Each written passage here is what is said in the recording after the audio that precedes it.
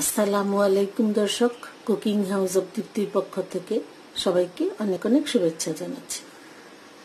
আজ আমি খুব সহজ একটা রেসিপি আপনাদের সাথে শেয়ার করব। চুলায় একটা প্যান বসিয়ে দিয়ে দিচ্ছি আমি 3 টেবিল চামচ অলিভ অয়েল। আপনারা সয়াবিন তেল দিয়ে করতে পারবেন। তেলটা গরম হয়ে গেছে, এখন দিয়ে দিচ্ছি 2 টেবিল চামচ পেঁয়াজ কুচি।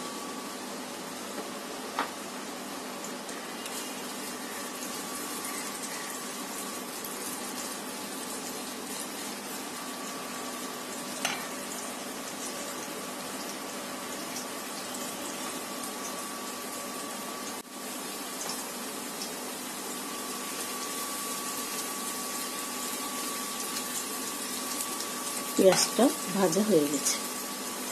এখানে আমি 2টা ডিম নিয়েছি, আপনারা একটা ডিম দিয়ে করতে পারবেন। দিয়ে দিচ্ছি।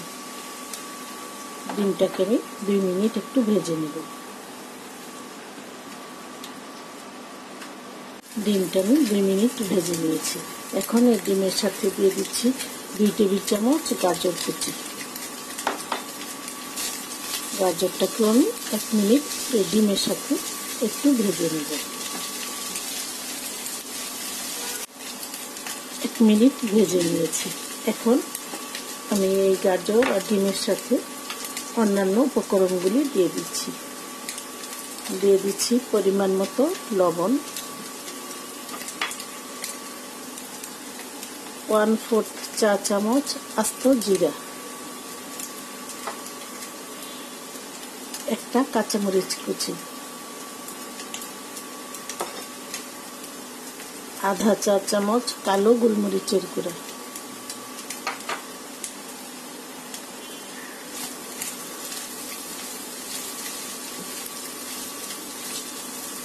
একটু ভেজে নেব।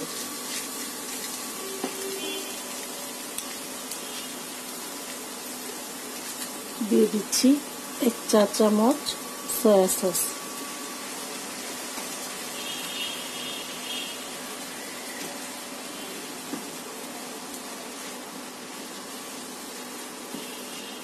সবকিছু আমি আরো 2 মিনিট একটু ভেজে নেব।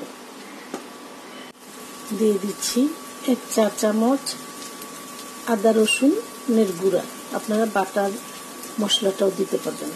দিয়ে দিচ্ছি।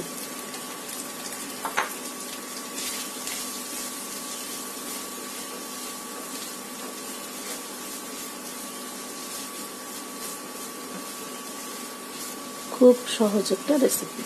এটা আপনারা সকালে নাস্তায় খেতে পারবেন, লাঞ্চে দিতে পারবেন, বাচ্চাদের টিফিনেও দিতে পারবেন। এখানে আমি 2 কাপ বাসমতি চালের ভাত রান্না করে নিয়েছি। এখন এই ভাতটা দিয়ে দিচ্ছি। চিনি গুঁড়ো পোলাওয়ের চালের ভাত দিয়েও করা যাবে। এখন এই ভাতটা 2 মিনিট একটু ভেজে নেব।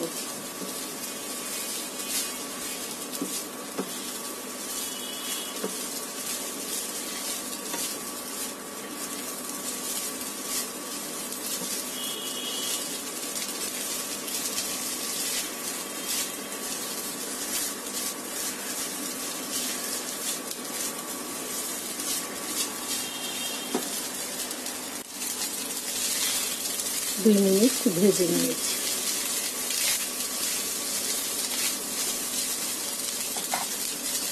এখন নামানোর আগে কিছু ধনিয়া পাতা কুচি দিয়ে দিচ্ছি।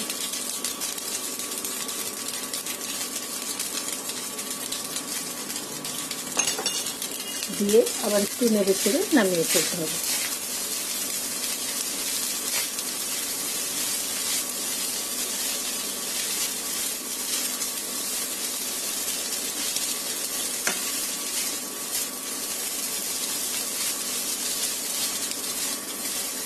তৈরি হয়ে গেছে নাস্তাটা। এখন আমি নামিয়ে ফেলব। এখন আমি নাস্তাটা গরম গরম পরিবেশন করছি।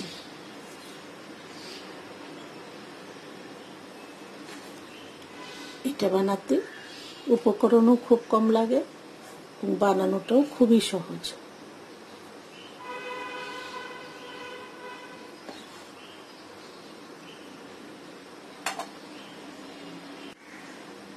আশা করছি আমার এই রেসিপিটি আপনাদের খুবই ভালো লাগবে। ভালো লাগলে লাইক, শেয়ার, কমেন্টস করবেন এবং অনুগ্রহ করে আমার চ্যানেলটি সাবস্ক্রাইব করবেন। সবাই অনেক অনেক ভালো থাকবেন, সুস্থ থাকবেন। সবাইকে অসংখ্য ধন্যবাদ। আল্লাহ হাফেজ।